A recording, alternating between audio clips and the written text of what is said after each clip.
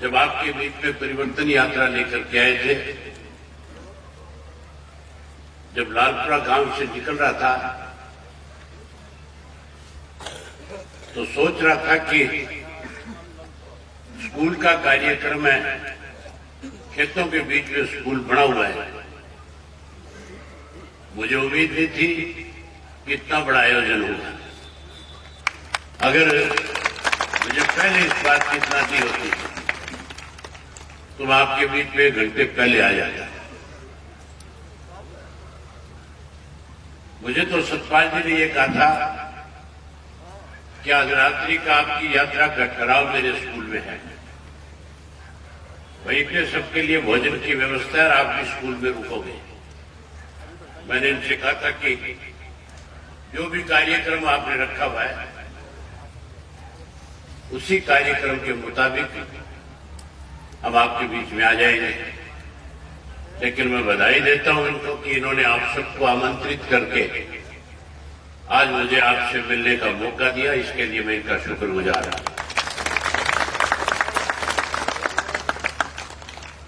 साथियों, इस परिवर्तन यात्रा की जरूरत क्यों पड़ी? मेरे से पहले मिसिस पाल जो है, जो चेयरपर्सन स्कूल की, उसने एक शिक्षक के नाते जो बात आपके बीच में रखी थी उसके बहुत सारे मतलब निकलते हैं। इसकी जरूरत क्यों पड़ी? आज 8 वर्ष हो गए इस प्रदेश में, इस देश में भारतीय जनता पार्टी को सत्ता में आए। हमारे देश के प्रधानमंत्री ने सत्ता में आने से पूर्व बहुत बड़े बड़े वायदे देश के लोगों के साथ किए थे। वायदे तो बहुत सारे थे, सबका जिक्र करूंगा तो बहुत लंबा समय लगेगा। वायदे थे जो हर आदमी को कहीं ना कहीं जाकर के इस तरह से महसूस कराता था कि अगर मोदी की सरकार बन गई तो देश के हालात बदल जाएंगे, आम आदमी जो है उसका जीवन बदल जाएगा। उसने वायदा किया था कि मेरी सरकार बनने पे जितना काला धन विदेशों में जमा है मैं वो सारा का सारा काला धन वापस लेकर के आऊंगा। हर व्यक्ति के हिंदुस्तान के खाते में 15-15 लाख रुपया जमा करा दूंगा। हर आदमी ने ये मान ली थी कि 15 लाख रुपया तेरे खाते में अगर आ गया तो तेरा सब कुछ बदल जाएगा। जिन लोगों पे कर्जा था उन्होंने ये मान लिया था कि तेरा कर्ज भी उतर जाएगा, नए सिरे से कोई नया काम भी शुरू कर लेगा। किसान को कह दिया था कि तेरी खेत की आमदनी जो है तेरे स्वामीनाथन की रिपोर्ट लागू करके उसको 2 गुना कर दूंगा और इसके लिए समय सीमा निर्धारित कर दी। 2022 में तुम्हारी आय थी, खेत की आय 2 गुना करना। माताओं और बहनों से कहा था कि आपके हर घर के अंदर मुफ्त में सिलेंडर दूंगा। इस तरह के वायदे पढ़े लिखे नौजवान बच्चों से किए थे कि 2 करोड़ बच्चों को हर वर्ष इस देश में रोजगार और नौकरी दूंगा। छोटे उद्योग की बात करी थी, गांव की बात करी थी, देहात की बात करी थी। बड़े बड़े सपने हमें दिखाए गए। लोगों ने पहले एक बार सत्ता बनाने का काम किया, दोबारा फिर मोदी ने कहा कि मुझे समय कम मिला, मुझे एक बार मौका और दो। लोगों ने फिर विश्वास किया और मौका दे दिया। बड़ी हैरानी की बात है, सबसे ज्यादा मार इस 3 साल में अगर किसी पे पड़ी है तो गांव में बसने वाले व्यक्ति को सबसे ज्यादा परेशानी हुई। चाहे वो कोरोना की महामारी थी और चाहे उसके बाद इस देश के अंदर कृषि के 3 काले कानून बनाए गए थे। मोदी जी ने कहा तो ये था कि तुम्हारी आय 2 गुना करूंगा। आय 2 गुना करने की बजाय कृषि के 3 काले कानून बना करके देश के सारे किसान को खेत, घर, परिवार छोड़ने पर मजबूर कर दिया। लाखों लोग जो है अपना सब कुछ छोड़ करके वो काले कानून वापिस हो, इसके लिए दिल्ली के चारों तरफ जो बॉर्डर लगे हुए हैं चाहे वो हरियाणा के, उत्तर प्रदेश और राजस्थान के, उन पे बैठने पे मजबूर कर दिया। लाखों लाखों लोग आकर के उन काले कानूनों के खिलाफ लड़ाई लड़ रहे थे, आंदोलन चला रहे थे, और देश का प्रधानमंत्री जो है हमारा मजाक उड़ा रहा था। कभी हमें अलगाववादी कह रहा था, कभी हमें खालिस्तानी कह रहा था, कभी कह रहा था ये तो चाइना के स्पॉटेड लोग हैं। हमें किसान की संज्ञा ला देकर के हमें आंदोलन जीवी कहा जा रहा है।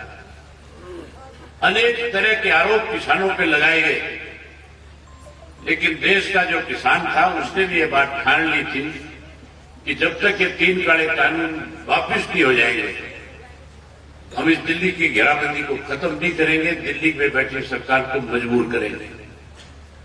आखिर 13 महीने के बाद देश के प्रधानमंत्री को यह समझ आ गया कि कानून वापस नहीं लिए तो फिर आने वाले समय में देश का सारा किसान तेरी पार्टी के खिलाफ लामबंद होकर के तुझे सत्ता से बाहर कर देगा, और मजबूर होकर के मोदी जी को अपने काले कानून वापिस लेने पड़े, देश के किसान से माफी भी मांगनी पड़ी। और ये भी कहा था कि मैं जहां कानून वापिस ले रहा हूं वही एमएसपी का कानून बनाऊंगा। हैरानी की बात है, आज 1 वर्ष से ज्यादा समय हो गया कृषि के 3 काले कानून खत्म हुए, अब तक कोई जो एमएसपी का कानून नहीं बना, कोई एमएसपी की कमेटी गठित नहीं करी गई। इससे साफ व्यक्ति मंशा जाहिर होती है प्रधानमंत्री की कि देश का प्रधानमंत्री किसान को किसी भी तरह का फायदा पहुंचाने के बजाय किसान को उसकी जमीन बेचने पर मजबूर करने के लिए योजनाएं बना रहे हैं। जहां साथियों कृषि की आय 2 गुना करने की बात कर रहा था, आय तो 2 गुना नहीं हुई, महंगाई बढ़ गई, किसान पे कर्जा बढ़ गया, जो बाजार से आज मोल लेकर के कोई सामान आते हैं उसकी कीमत बढ़ी हुई है। चाहे हम पेट्रोल लाए, चाहे हम डीजल लाए, गैस लाए, खाद लेकर के आए, बीज लेकर के आए, कीड़े मार दवाइयां लेकर के आए, हर चीज के दाम बढ़ गए। हमारे सर पे कई गुना कर्ज चढ़ गया, महंगाई बढ़ा दी, कर्जा बढ़ा दिया, भ्रष्टाचार बढ़ा दिया, कानून व्यवस्था खत्म कर दी, पढ़े लिखे बच्चों को जहां रोजगार और नौकरी मिलनी चाहिए थी उन्हें मजबूर कर दिया, उन्हें बेरोजगार कर दिया। हमारा मुख्यमंत्री जो है दोनों हाथों से प्रदेश को लूटने में लुटाने में लगे हुए हैं। आज हालत ऐसी है कि जिस हरियाणा प्रदेश को अग्रणीय प्रदेशों में गिनती हुआ करती थी, आज कानून व्यवस्था के मामले में सबसे गिरे हुए स्तर की कानून व्यवस्था अगर किसी प्रदेश में इस देश में है, हरियाणा प्रदेश पहले नंबर पे है। बेरोजगारी में पहले नंबर पे है, भ्रष्टाचार में पहले नंबर पे है। जिस हरियाणा प्रदेश को चौधरी देवीलाल ने बनवाया था, उनकी सोच थी कि हम दिल्ली के चारों तरफ हैं, हमारे प्रदेश का किसान जो है दिल्ली के चारों तरफ होने की वजह से आने वाले समय में आगे बढ़ेगा। उनकी सोच बिल्कुल सही थी, क्योंकि दिल्ली के साथ लगता हुआ जितना भी हमारा इलाका है वहां जमीनों के रेट बढ़े, वहां पे इंडस्ट्रीज आएगी, लेकिन जो फायदा हमें उसका मिलना चाहिए था हरियाणा के लोगों को, हरियाणा में जो कोई सरकार उस वक्त में बनी थी, उस सरकार ने आपकी अनदेखी करके अपने चलते लोगों को आगे बढ़ा करके उनकी कमाई कराने का काम किया। आज भी प्रदेश का मुख्यमंत्री दोनों हाथों से इस प्रदेश को लुटवाने में लगा हुआ है। आज भ्रष्टाचार चरम सीमा पे है, कोई डिपार्टमेंट ऐसा नहीं है जिसमें 8 से 10% कमीशन ना तय हुआ हो। आज तो नई चुनी हुई पंचायतें जो हैं, उन पंचायतों के सरपंचों को जहां अधिकार ज्यादा दिए जाने थे, आज उनके अधिकारों पर भी डाका डाला जा रहा है, आज उनको भी कमजोर किया जा रहा है। उनके ऊपर भी ई टेंडरिंग के माध्यम से सरपंच के लिए काम में बाधा बनकर के सीधा 8 से 10% पैसा मिनिस्टर तक पहुंचे, इसके लिए उस पर दबाव बनाया जा रहा है। साथियों, चौधरी ओम प्रकाश चौटाला ने हरियाणा के इस तरह के हालात को देख करके ये फैसला लिया कि अब हमें जन जन तक जाना चाहिए, हमें एक एक गांव में जाकर के परिवर्तन यात्रा के तहत लोगों से मिलना चाहिए। और लोगों को जाकर के खुल करके सारी बात बतानी होगी, ताकि लोग आने वाले समय में परिवर्तन करके इस लुटेरी सरकार को इस प्रदेश की सत्ता से बाहर करने का काम करें। इसलिए चौधरी ओम प्रकाश चौटाला ने इस परिवर्तन यात्रा को शुरू करने का काम किया। आज 13 दिन से लगातार हम हर रोज 20 किलोमीटर का सफर तय करते हैं।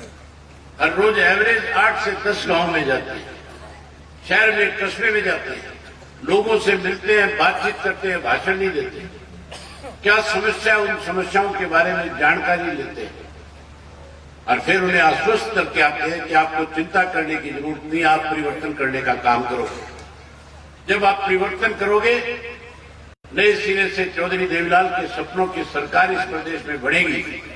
आज आपके सामने जो कठिनाइयां हैं, पहली कलम से आपकी कठिनाइयों को दूर करने का काम करेंगे।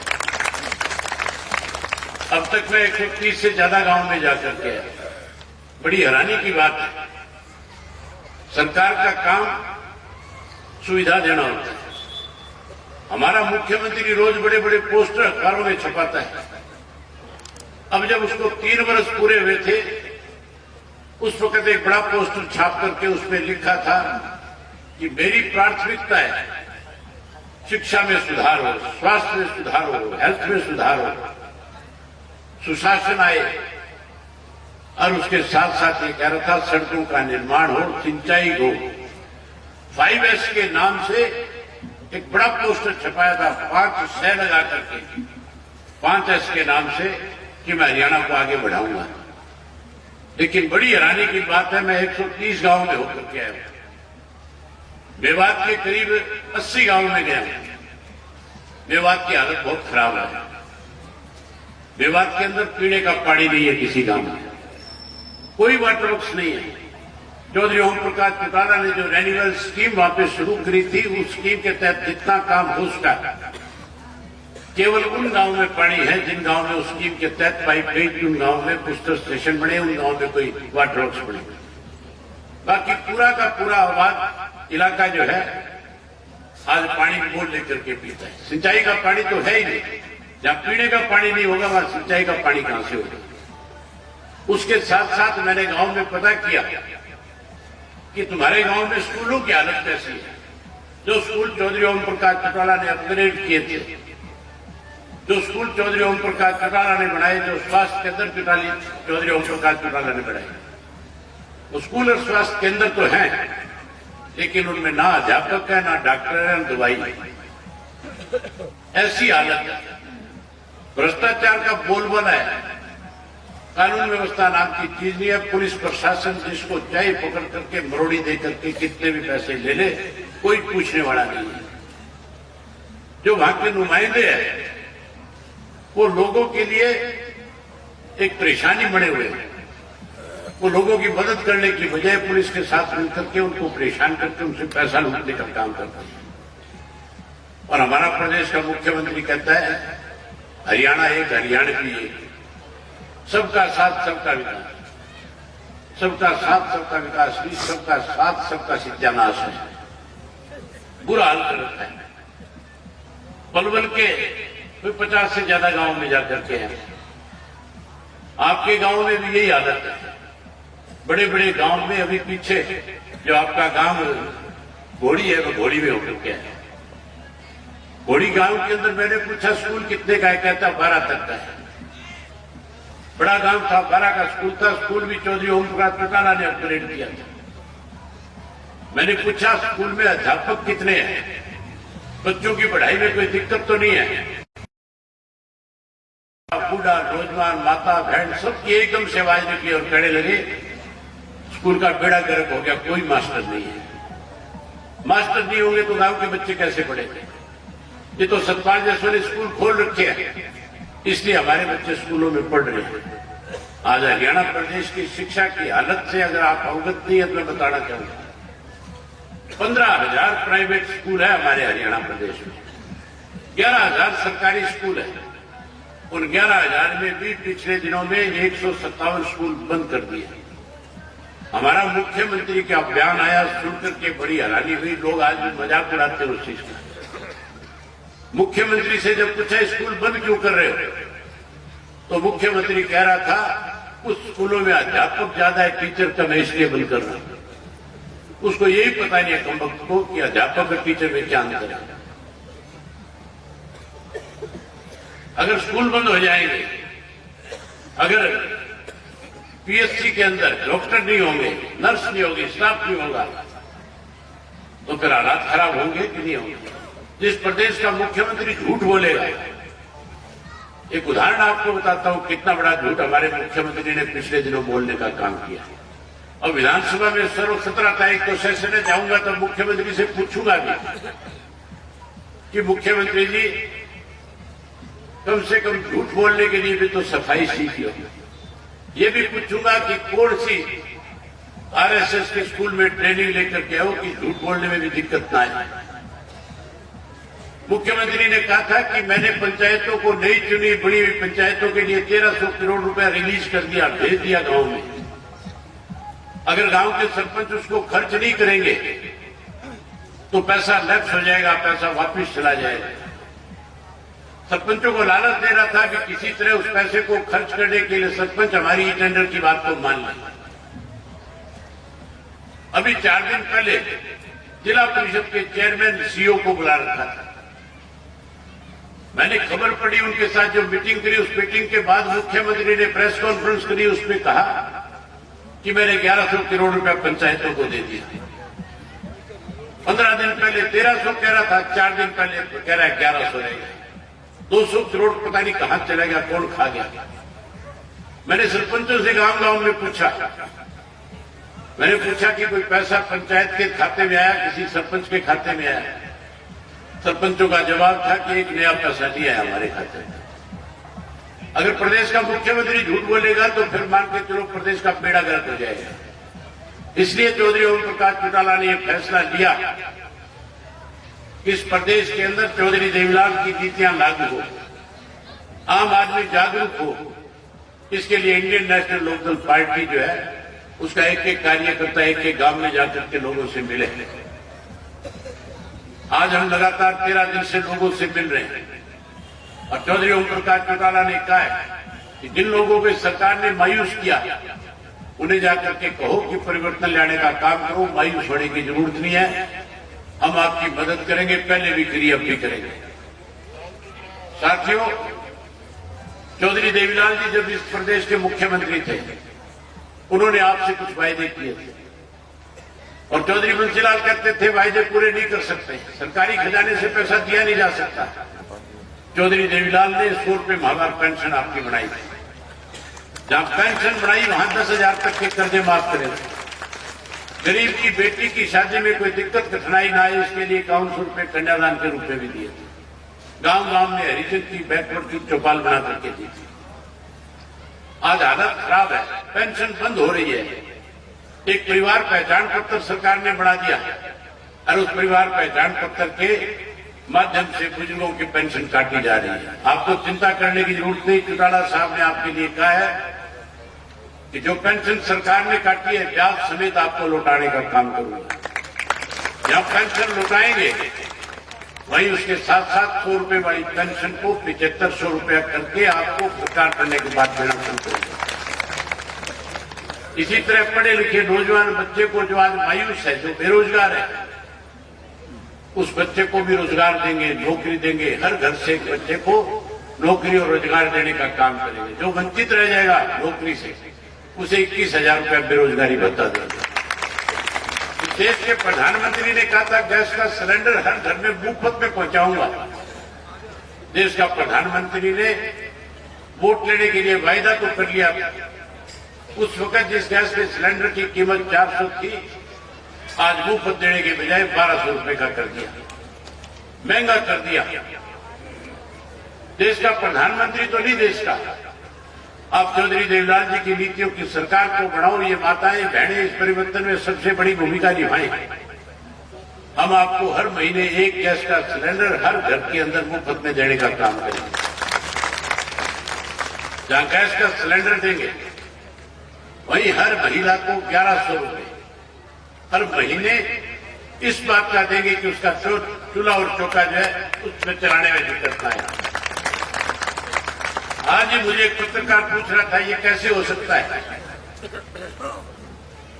सत्ता में बैठे लोग कह रहे हैं कि पैसा कहां से आएगा। कल ही मध्य प्रदेश के मुख्यमंत्री ने हर गृहिणी को 1000 रुपया देने की घोषणा करी है। अगर मध्य प्रदेश का मुख्यमंत्री 1000 दे सकता है तो हरियाणा का मुख्यमंत्री 1100 क्यों नहीं दे सकता? कौन रोकेंगे? जब चौधरी देवीलाल ने आपकी पेंशन बनाई, 10,000 के कर्जे माफ किए थे, उस वक्त भी ये कहा गया था कि सब संभव नहीं है। और चौधरी देवीलाल ने चीफ मिनिस्टर बनते ही सबसे पहली मीटिंग में ये तीनों चीज कैबिनेट में पास करा करके नीचे बोर्ड लगा करके ऊपर अपने दस्तखत कर दिए, देवीलाल और हरियाणा प्रदेश में लागू कर दी थी। जब आप चौधरी देवीलाल की नीतियों की सरकार बनाओगे तो जो 3 वायदे आज हमने आपसे किए उनको हम भी इसी तरह से पूरा करने का काम करेंगे। आप काफी लंबे समय से बैठे हो, मेरा मन था आपसे और बहुत सारी बातें करें, लेकिन आपको घर जाना है और मेरे जो साथ चले हुए ये भी सुबह से कोई 20 किलोमीटर का सफर तय करके आपके बीच में आए, थके हुए हैं। इन्होंने भी भोजन करना है और भोजन करने के बाद सुबह के लिए फिर तैयारी करनी है। तो इसलिए आपका समय ज्यादा न लेकर के आपसे यही बात कहूंगा कि आप परिवर्तन चाहते हो कि नहीं चाहते हो, ये बताओ। चाहते हैं। चाहते हो परिवर्तन? बस परिवर्तन चाहते हो तो 2024 में परिवर्तन करना, चौधरी देवीलाल की नीतियों की सरकार बनाना। आपने मेरी बात सुनी,